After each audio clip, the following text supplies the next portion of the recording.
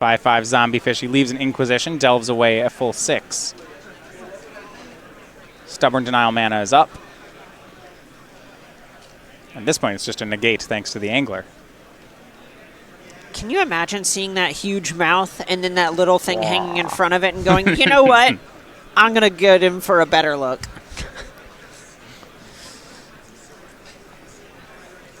Hallowed Fountain for McClain. So white man in the deck. We have some removal. Do we have Path to Exile here? So a lot of times those are just basically going to be for sideboard cards. Those also cast both halves of the Thopter Foundry. Okay. Whir of Invention. A pickup for Josh. Interesting. Good. Generally, that's something that can get things going. And it's going to be Emery.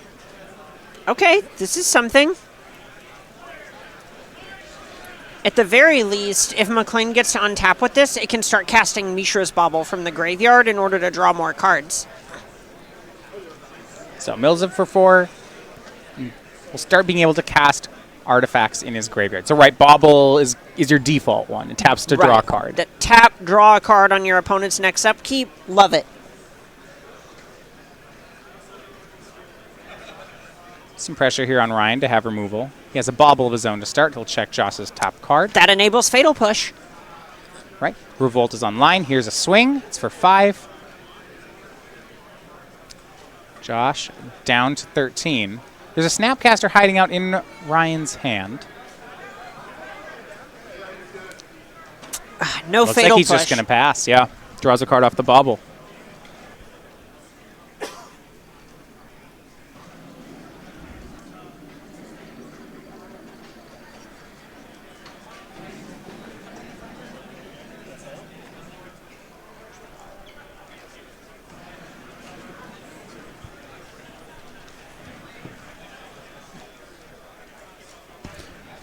Recast of Bauble from Emery.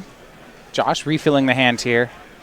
He's drawn some cards in this matchup that play well, but don't seem to be good in this matchup. Things like Pithing Needle. There's not much in the Grixis Shadow deck that you can needle. Right. All that's really going to do here is just pay off whatever artifact synergies McClain has.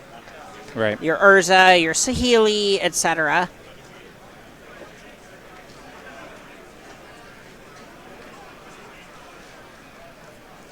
And here, yeah, we see Everflowing Chalice. It's going to be for 0. Mishra's Bauble. And probably he'll pass. a whir coming off the top here. Well, maybe. He actually is going to crack a fetch land before that card draw. Ooh. How about, and he'll get, oh, this is nice, Mystic Sanctuary, and let's put Paradoxical Outcome on top, and then draw it. Wow. I can't. This is a fetchable land. All right. It's really nice. Love it.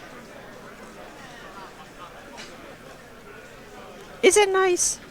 Yeah, so that draw there was off Mishra's Bauble. So yeah, the outcome is in his hand. It's not too powerful here, right? It's just a draw 2. Could also bounce the Emery. That's true. Which Could will be a draw only 3. be a 1-drop next turn. Because you can replay the artifacts, which would make it only cost 1 blue. And Josh will target all 3. This is with Serum Visions on the stack. Josh would like to return all 3 of his permanents. Draw 3. This is risky territory for Ryan. It gets much harder to pick apart McClain's cards when he has 10 of them. Yeah. At this point, his best defense is just to start attacking. He's hoping to draw his red cards, whether they're... Yeah. He has 2 copies of Temur Battle Rage. All right, this is a stocked Thoughtseize.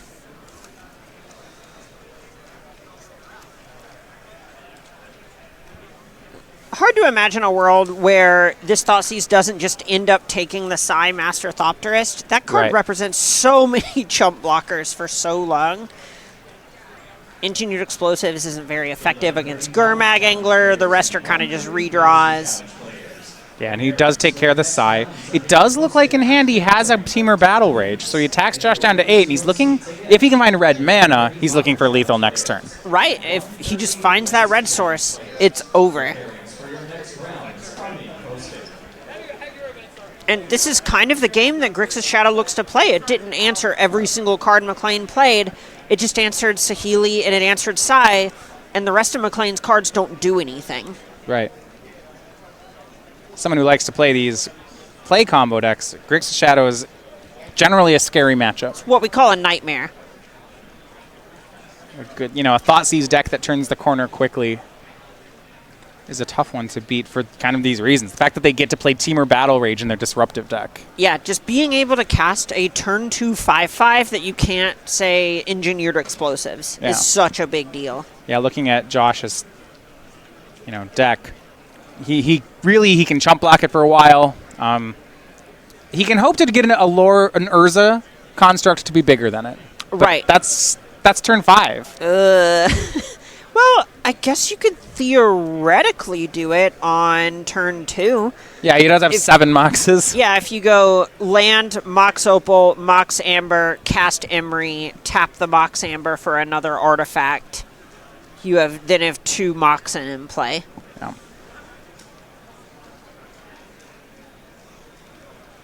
So Emery recast and a pass from Josh. He draws another card. Can he survive here? Uh-oh. There's the red source. Uh-oh. Yeah. Uh-oh. And you can see it. Look at you see it on Ben Feingersh's face. You saw that view. He glanced over, looked at his teammate's hand, and then looked away from the game. All right, that's it. Yeah. And that is it. Ryan Aucoin takes game 1. Yeah, and we knew Ryan even had the Stubborn Denial backup in his hand. That was just all wrapped up. For it. Found the steam vents. Game over. So 1-0 here on Modern. It is Ryan Aucoin picking up the win with Grixis Death Shadow. And we'll look over at the sideboards. This is a tough one here on Urza outcome. Because, it's not very easy just to sideboard in someone who's going to Thoughtseize you a couple times and then make a 5/5. Yeah, a lot of what you're probably going to be looking at are like these Teferi Time Ravelers, maybe Mystical Dispute. Fatal Push is a good way to target Death Shadow, but other than that, you're going to be struggling a little bit. Yeah, I like the Teferi. And outside of that, I'm not sure, even Mystical Dispute, there aren't actually that many cards that you can counter with it in time. Right. Yeah, I guess when you're on the play, it works out a little bit better, but other than Stubborn Denial, maybe Snapcaster Mage, you're not even that excited to really hit very many things with it. Right. It's not the blue cards aren't the ones that are killing you. Exactly. Another result we have on the Legacy match, Andrew Baeckstrom takes game 1 with Teamer Delver. It is a mirror between him and Ben Feingersh.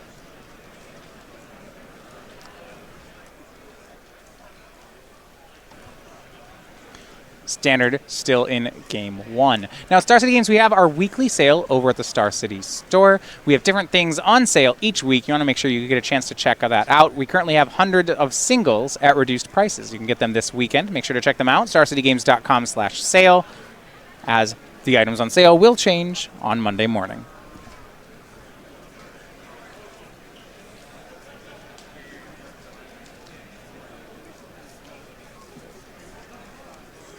One of our interesting choices when you look at Standard, this is one of the teams that they're still playing an Oko deck, but it's actually not an Oko ramp deck. No, this is something closer to the Simic food deck we've been seeing Brad Nelson champion. He actually has a full primer for it over on the premium side at StarCityGames.com.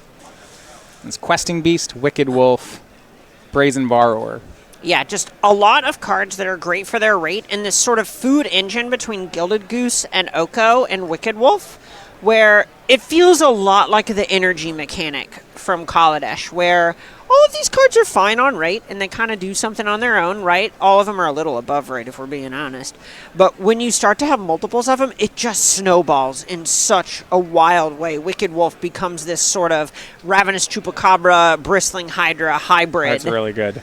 Gilded Goose is somehow a better mana creature. Oko is this unkillable thing because with a Gilded Goose, you just make a 3/3 every turn.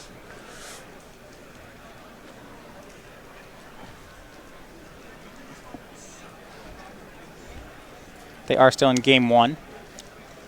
Well, now we hope to get a chance here as we go to game 2 to look at Josh's deck.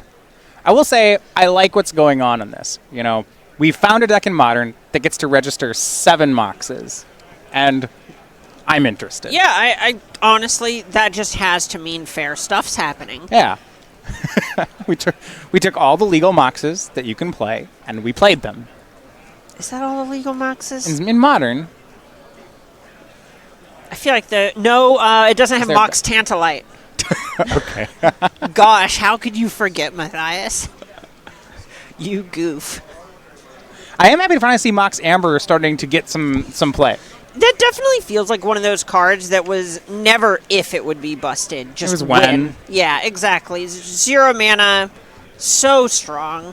Right. There was the game of, are they ever going to print a Mox that's too bad to see play? And for a good year, it seemed like maybe Mox Amber had done it. Hey, don't worry. Mox Tantalite is here to show us the way.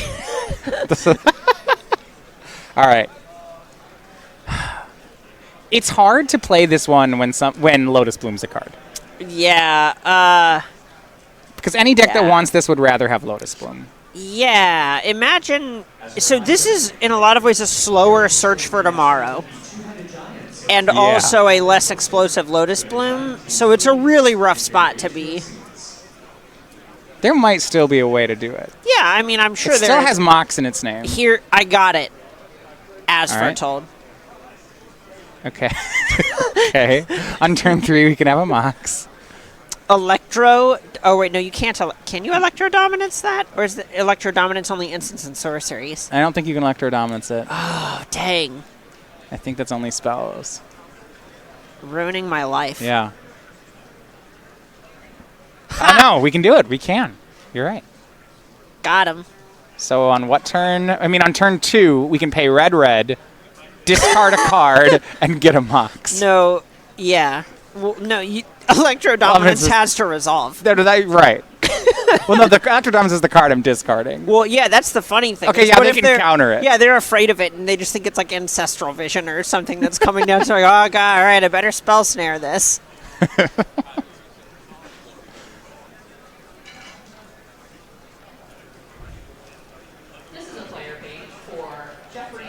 Game 2 here. Going to get a Thoughtseize to start out. We'll take a look at Josh's hand. Urza, Saheeli. We do have a counter spell. Everflowing Chalice, 2 lands.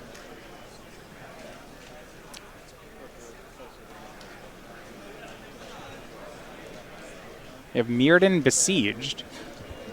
That one's nice. So that's something that's going to make it a little bit, depending on what McClain wants to do with it, it can either provide a ton of loots or make it more difficult to interact with McClain, which is likely what he's looking to be doing with this.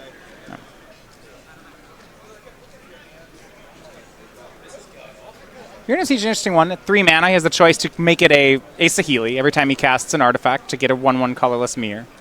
Or on the Phyrexian side, gets to loot on his end steps. In this matchup, do you find do you always go mirror in here, or is it actually mixed? You're almost just always trying to make a bunch of mirror tokens, excuse me. The big reason is this is just another payoff card. Right. It's going to take Saheeli.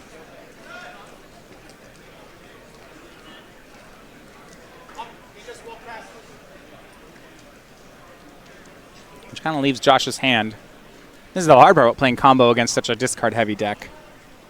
You know, some lands, a 5-drop, and a Neverflowing Chalice, which, okay. Yeah, sure. I suppose in Josh's situation, he might just cast Chalice on 1. I was about to say. Let's just ramp. Let's cast ourselves an honest Chalice. That's what Josh is thinking about, whether that's... I mean, he doesn't have anything else to do this turn. Yeah, I mean, the other option is if you wanted to hold it to turn it into a 1/1 servo, or to bring a 1/1 servo with it with Mirrodin Besieged, but it feels like the extra mana is worth more than a 1/1.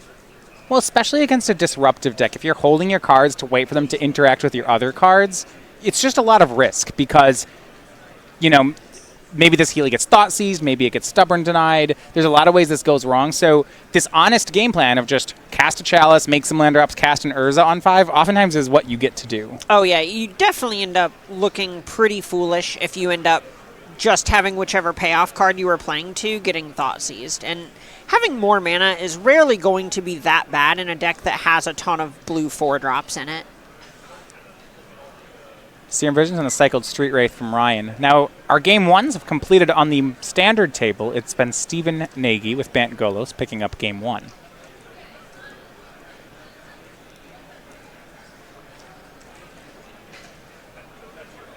Another bauble here from Ryan. He does not have a threat down yet. This turn was just some cantrips. For Josh, another Everflowing Chalice. He can go for a Chalice for 2 if he wants. Also has the Mirrored and Besieged in hand. Yeah, and we could see something like a Dismember from Ryan here with the trigger on the stack. Yeah, looks like it's just going to be Urza. That one, of course, can't be hit by Starmonger now, so it's a safe play. Oof. Brings along a Construct. Currently a 2/2. Hey, this is a way for Ryan's Death Shadows to get bigger. That is something when you play against Grixis Shadow, you don't want to chip shot them. Oh yeah, it is. It's very odd having your opponent effectively lean forward and ask you to punch them in the face. Like, come on, do it. Because of that, do you think Josh holds off on attacking? Probably. So right now, we see Ryan at 14, which is kind of a specific life total. You don't want to put Death Shadow players from 14 to, say, 10. Right. Ryan will do it for him, a fetch shock here. Once they start getting into Death Shadow territory, then you oftentimes help them go farther. Exactly. You see Snapcaster Thought Seize. So Ryan's going to go down to 9 as he Thought Seizes here. Playing with fire a little bit. Mirrored and Besieged is the take, so leaves Josh with a Chalice and a Paradoxical Outcome. Also, possibly playing with fire here? Yeah. These Everflowing Chalices are basically just mock Sapphires when there's an Urza in play. And they pump the Construct. Right. Which matters here. We see an Emery. Ooh, that's a really nice draw. Yeah. It's just a cheap thing to do with your mana. It plays well with Paradoxical Outcome. It's always going to be cheap.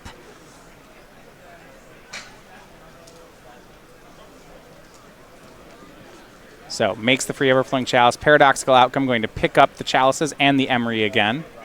Draws 3. And this deck, once an Urza's in play, just starts doing some pretty unfair things. That's a sigh off the top. Oh, this is going to get nice. Things are about to get out of hand. So if you're in Josh's spot, do you wait before casting these artifacts? I think he still gets to cast a few here. Just 1, because 2. he can tap the Construct for the Sigh. There we go. You're right. 3 mana. Okay. Mox Opal makes a Thopter. Has 2 mana. Now, none of it's snow mana, so he can't cast the Astrolabe this turn. But he can cast the Emery. Yeah, it's a good place to be if you're in McClain's seat.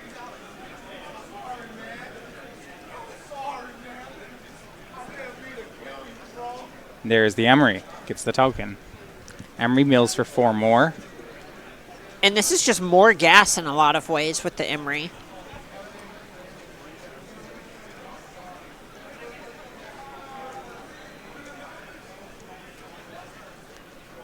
And finally, at the end of things, Urza gets to attack. Oh yeah, this is the spot where unless there's a Teamer Battle Rage coming, it's going to be really hard for Ryan to even punch through this battlefield with a Death Shadow, so just get in. Right, Josh will be casting, well, we look at Emery and Psy, right? There's blockers. Forever. Update, Josh's teammate, Andrew Baeckstrom, takes the match over Ben Feingersh. Baeckstrom the winner in the Delvermere, so they now have one match and hoping for a comeback from one of his 2 teammates. And maybe that comeback will be in Modern. All right. Ryan picks up the cards, so those 2 will be headed to a 3rd game. Yeah, and the thing that I think defined that match, or that game rather, there wasn't a threat from Ryan. Other than Snapcaster Mage, there just wasn't anything that actually... His disruption didn't go anywhere. So let's go back to that first Thought Seize, right? Ryan did have the option to take Urza, but went for Saheeli instead there. So that's a big tell that Ryan didn't have a threat at that point, because something like Urza is going to be killable by a Fatal Push, by a Dismember, and it also comes down later than the Saheeli. So if Ryan's plan is to try and answer the important pieces, and he doesn't have a way to attack Saheeli, that's the card that's going to be the problem there. It looks like he just picked up a couple of Stubborn Denials off the top. Yeah, I mean, to make that a little, kind of got punished a bit there. Yeah, I think the feel bad was when he thought seized the hand, he saw 3 lands, Urza, Saheeli, and Everflowing Chalice. So a turn 3 Urza is already there. Right. And then he didn't take it, and then that's what he lost to. And so you're thinking, maybe was he hoping to draw into a Fatal Push or something like that? Right, a Fatal Push, a Dismember, another Thoughtseize. Yeah. Those are the kinds of things that can kind of fight through Urza, and he might have even thought that when McClain's that low on resources and doesn't have a bunch of cantrips or a paradoxical outcome, etc., Right. it might actually just be difficult for McClain to get that much value from an Urza. Urza's only as powerful as the rest of your battlefield. Yeah, and that's actually true. It was the paradoxical outcome is really what mattered there, not the Urza. Right. The outcome just generated so much. It basically gave a bunch of mana, an extra mill, 3 more cards, which hit the Sai. It just really got things going. Yeah, Ryan did have 3 Thoughtseize on turn 3, but it then meant the outcome got to resolve, Exactly. and then the game was over. Having to tap out on 3 was just so detrimental for Orion. So now more heads are on board here for Game 3. You see both Baeckstrom and Feingersh looking in. Both players kept on 7. We start our 3rd game. Josh's hand. A couple copies of Arkham's Astrolabe. He'll go through them on these early turns. Those are actually incredible in this deck because just having an extra resource that replaces itself just means so much for an artifact deck where you want Mox Opal, where you want Emery, where you want Paradoxical Outcome, where you don't even need cards that do anything. You just need raw battlefield presence. You need cardboard on the table. Right. A random artifact sitting around is a really good thing to have in this deck. Exactly. Another comeback, possibly. Standard is going to 3 as well. Matt Nass picks up Game 2. So we saw a Fetch, a Shock, and a Thought Scour from Aucoin. On taps for 2nd turn, he's hoping to find a way to get a threat onto the board. Looking for that fish. Yeah. A Fetch here does mean he could cast Gurmag Angler. Would be a tap out, but this is kind of the last turn he can tap out and have it be fine. You gotta. It's fine. 2 is kind of the spot where McClain can't really do anything to punish a tap out. Yep. And that's going to be the play. Full graveyard delved away. Both lands tapped. Made his 5/5. All right. And this is the kind of line that you only really get to do when you're on the play. Exactly, because if he's on the draw, then all of a sudden he's doing this. McClain plays a 3rd mana source. Saheeli comes down. Sai comes down. The game starts to get away from him. Yeah. So what does McClain? Look here. He's got some Moxes. Another land. Has a good setup. Now, the worry is that Feingersh's hand, I believe, has a couple copies of Stubborn Denial in it. So as soon as he untaps, things are going to get very difficult for Josh. Right. It kind of comes down to this Urza or bust situation. And Josh was not ready to go for it this turn, so he just passes back.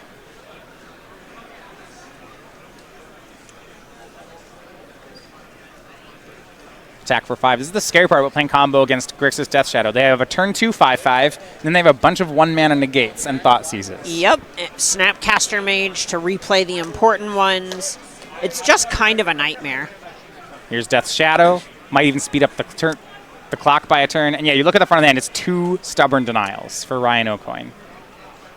Josh is going to Fatal Push here. I don't even know. I think you have to fire one of them off. Okay. You want to be able to actually do something with these Stubborn Denials and use your mana efficiently. That's what this Death Shadow deck is about. You still have a Stubborn Denial left over.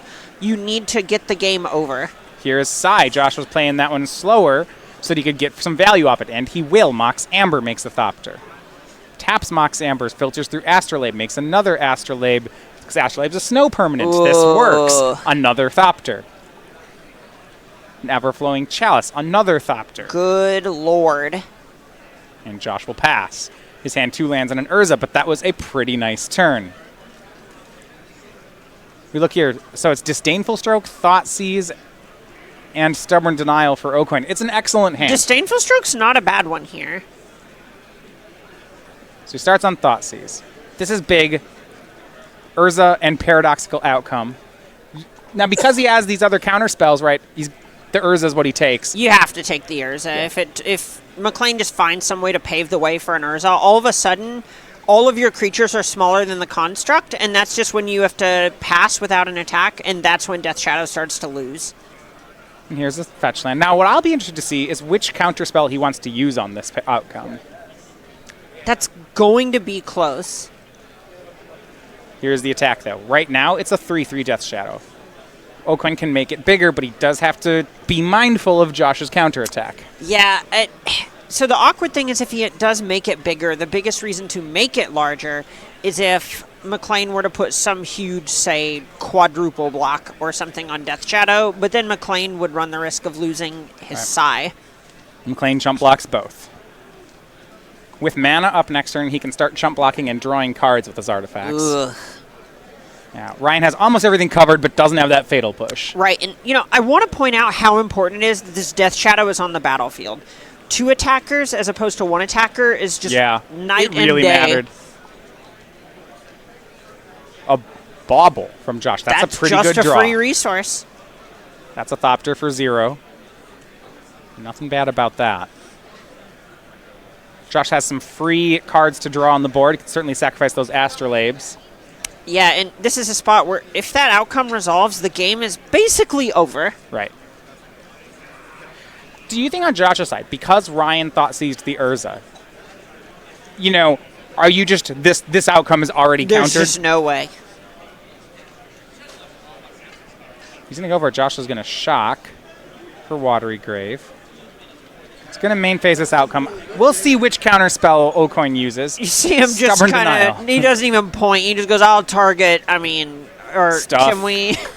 I'll just counter this. Yeah, do the thing. Come on. Disdainful Stroke, the last card in Aucoin's hand. Josh, no cards in hand. He's got some waiting for him. That bauble can turn into a card as well as some of these artifacts. So I can work with them to make a card. Right, and I think McClain's trying to figure out if he wants to tap this way or if he wants to sack the bauble now and run the risk of exposing a card to Thoughtseize, right, but have, say, a Fatal Push available on Ryan's turn, or kind of protect it from a Thoughtseize and wait till Ryan's turn to sacrifice the bauble. Yeah, so he's checking in with Baeckstrom about it, and he's going to protect it from Thoughtseize. So he looks at Aucoin's draw. And Josh will get an extra card on his own turn. And, tapping for that outcome means that McClain isn't going to get to sacrifice these Thopters to Sai and draw cards. And I'm interested, if he's going to make 1 block, it's just on Death's Shadow. That's an interesting block. So the Death Shadow's smaller. Right, but it could be bigger. Right, exactly. Heads up block from McClain. Josh draws. He got both his cards there. Yeah. But are they good ones? I see a land. The other one, I believe, is an Emery. Okay. Emery gets around Disdainful Stroke, so that'll work. And, if Josh can chump his way after Emery to keep Emery around, Emery plus Sai should control this board. Oh, yeah, absolutely. That's just a spot where all of a sudden you just say sacrifice an Astrolabe in this ever-flowing chalice and then cast your Astrolabe. It just goes bananas from there. The interesting part for me to see how does Josh get all that set up. So here's the Emery. He only has 1 Thopter, and he really doesn't want to lose either of those legendary creatures. Not a very good mill there. I guess he could just take the hit for 5 and go to 3. Yeah, that's actually something that he can do there. It's hard to say if Ryan's going to still have Lightning Bolt in this deck, when that card does not line up very well against Sai, against Urza, against Saheeli. Yeah. And it's interesting, right? We're looking at the list here. I don't think Ryan has gone for all Battle Rages instead of bolts, but Josh just doesn't know that. Exactly. And he has to respect the card. It's in the range. That's true, and it's a spot where on Josh's side you can respect it, but on Ryan's side your deck doesn't actually have reach outside of the combat step, outside of maybe a Stray Kolagun's command. Right. Yeah, commands, certainly we expect that they've come in this matchup against the Artifacts deck. Yeah, exactly. So an attack here, Josh is going to go down to 3 here, but blocks before damage, sacrifices to Sai to draw a card. And he is down to 3. Ryan going to bobble himself. He has those fetch lands. Trying to figure out if he's going to fetch or actually just keep the card. McClain did go down to 3 here. Right. Show me the bolt.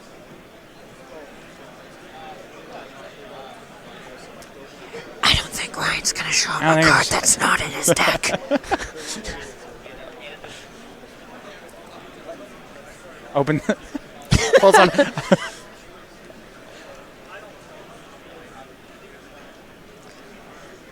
Have you heard of the card Lightning Bolt? This is one of the nightmare scenarios for Ryan, though.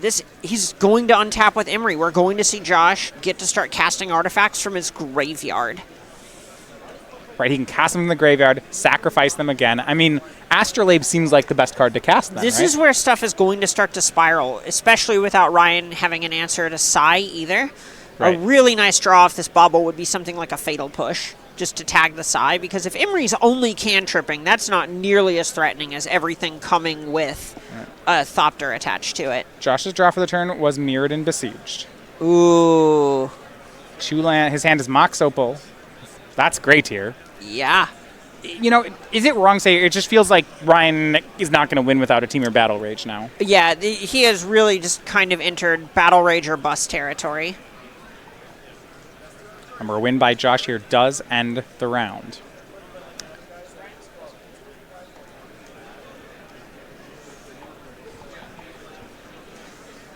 Easiest Stubborn Denial of my entire life. Well, of Ryan's entire life.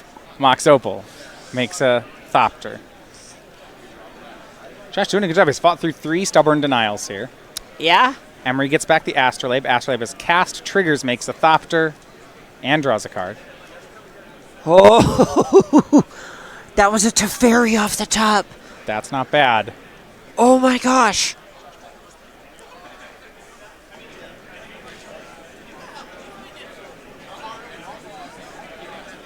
Time Raveler gets to bounce the Gurmag Angler.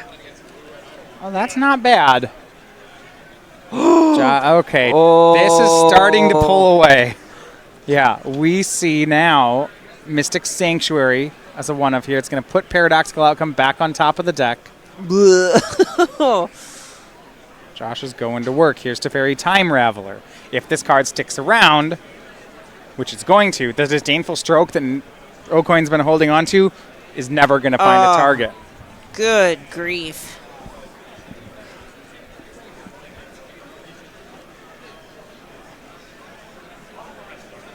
-3 from the Teferi. You can really, yeah, they're going to go for the Angler, I think. Doesn't really, I guess, does it really matter? You lose to Battle Rage either way. Yeah, well, do you? Maybe you don't. Think oh, no. No, you're at 2. You're losing to Battle Rage either way. I started to say there's a chance that you can actually just make, say, 9 toughness. Yeah, Aucoin only has 1 fetch land here, so if that top card is Battle Rage, I'm going to have to do some combat math.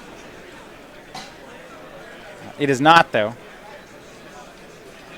Well, maybe. Cycle Street Wraith. Hold on. All right, I think we have exited doing math range. Nope, now it's just lethal.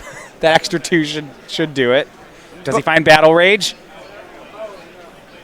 No, it's not a red card. He didn't jam.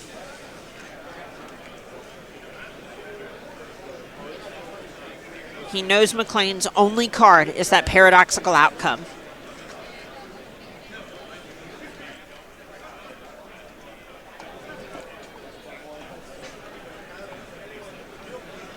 We see Plague Engineer. Okay. Oh my gosh. That's set to Thopter. This is going to kill the Sai. This means that McClain has to chump block with his Sai. Right. Yeah, because this is a lethal swing. Right, and Plague Engineer's lethal too. So that's a huge draw. Yeah, Sai is down. Okay, we might have a game here. This is going to be interesting because we see an Angler. Josh does have a Paradoxical Outcome in hand, and it's going to resolve. Teferi's on the board. Right. And then we'll see what happens. Yeah, even from there, McClain has some work to do because, a Sai off the top is not good enough. Right. Draw is a land. He can still fetch with it. He's at 2. This is really close. Players in the 1 Modern Challenge, your pairings for your next round are being posted. Please make your way to your seats again. Trying to suss out what artifacts he actually has access to with this Emery here. Right. Everflowing Chalice, Arkham's Astrolabe, Mishra's Bauble. Somehow it feels like this needs to end with an Urza. Something like that. Urza is one of the things that actually produces multiple bodies on its own. Right, that and aren't... that's so important because him fetching last turn made this Plague Engineer lethal. Ryan has 3 lethal attackers. I'm looking, does he have another Mirrodin Besieged? Because if he does that, that makes Mirror instead of Thopters. He only has 1. And it's already in the graveyard. Right, so a SCGPHILLY from here makes, that makes servos. Okay. So he's going to... Those all make different creature types. Love what it. a world. And they're all just 1/1 artifact things. So Paradoxical Outcome going to target, and this is aggressive. It's going to target everything. You gotta. 1, 2, 3. That's a Urza. 6 Urza, a bunch of 0 mana things. I don't know that he found... Urza's a lot of mana. Urza's a lot of mana. Oh, this is going to be a... Yeah, this, So the rough thing is being able to recast things like Astrolabe. So one thing I want to go back to, how do you feel about the Gurmag Angler here? Because Ryan just took himself off of Disdainful Stroke. I think you were supposed to make another attacker there. Okay. That one's kind of tough. Like, Emery is a blocker, so if Josh just makes 1 more blocker, then he gets another turn. Yeah, you can. All right. I'm sold. You also could not stroke through a Teferi. So we start with Mox Opal, Mishra's Bauble, Everflowing Chalice on 0, Opal's online. Mox Amber, why not? These all make mana because Urza's going to enter at some point here. Right, and this is McClain kind of just making sure that he doesn't end up in a spot where this construct trigger lets Ryan do something in response to deal with the Urza. He's already going to have the mana on the battlefield. Right, so that makes sense.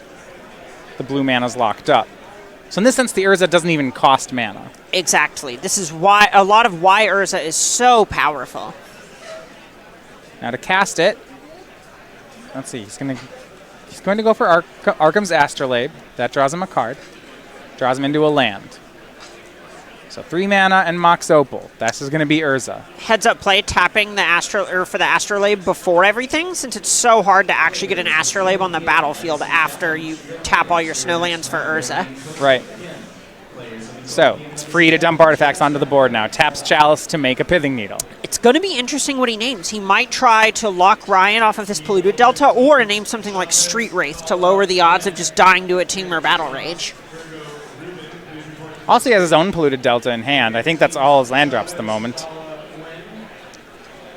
But is this another It's another Paradoxical Outcome. So this one, we'll see what he wants to bounce. He has 6 artifacts here.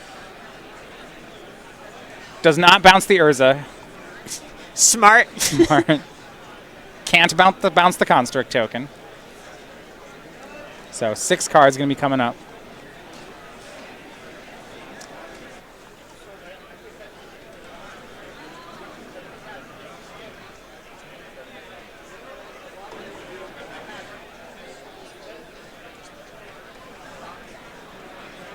So 6 more cards for Josh.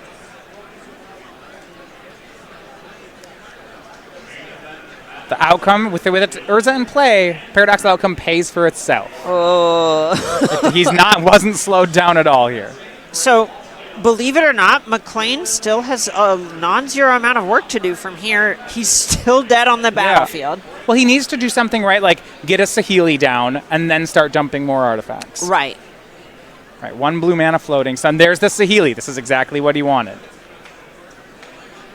Remember, this Mox Amber is tapping to Urza's ability, so this all works out. Right. Oh, this is... I think we're okay now, right? Each of these brings a servo. Yeah, absolutely. This is This is what I was talking about when I said Josh could just make 10 toughness in a battle rage on an angler is not good enough. Well, it's interesting, right? Because there's 2 attackers, so if you want to have enough toughness to be Battle Rage safe, you need a lot more. Right. All 3 of these creatures are difficult, because Death Touch with Plague Engineer also matters with Temur Battle Rage. Well, we see engineered explosives hanging out in hand, so these can start actually just coming down to deal with things like Death Shadow. Oh, yeah, you can pop an engineered explosives on 1 at some point. These are all servos. Checks the top card of Aucoin's deck. And this is the spot where Josh feels like he's won the game. He's just trying to cover his bases and make sure he doesn't randomly lose the game. Right, and the last base to cover is Temur Battle Rage. Exactly. Here we go, our Colin Roundtree, our invitational winner. He's our servo here. Looks like a character from the movie Robots. Love it.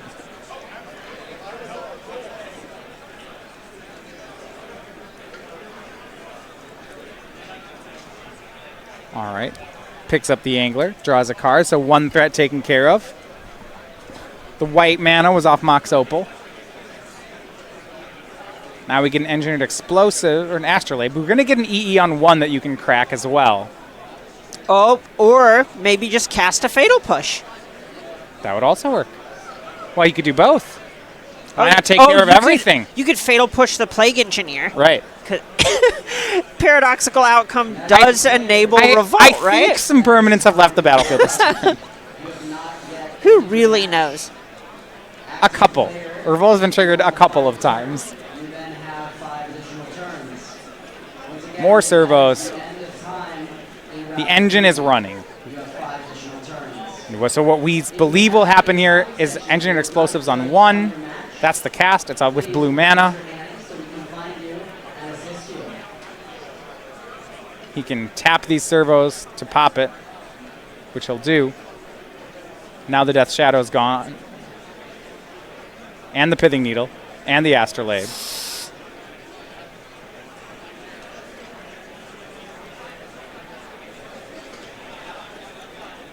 Back up to confirm that that's what happened.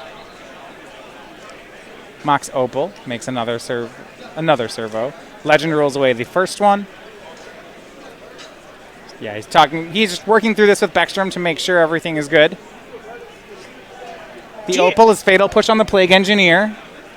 And then the 2 mana will clean up the Death Shadow, and then it should be good. All the creatures are gone. Nothing in Ryan's deck has haste. Well, Kolagon's command does. Oh, that'd be so unjust. Is there any way in his deck list that can he play around it? Well, actually, well, he knows. Wait, does that construct? Can it attack? Or is this is all the same turn? All of this is just now entered the battlefield. And okay. It looks like this Pithing Needle named Polluted Delta, so Ryan couldn't shuffle his deck, and then McClain checked and Josh talked the top card and said, you are not drawing any outs. And also, Matt Nass won his match. Oh, so, no biggie. But I think Josh was going to get that one. Yeah, that was a bunch of close ones.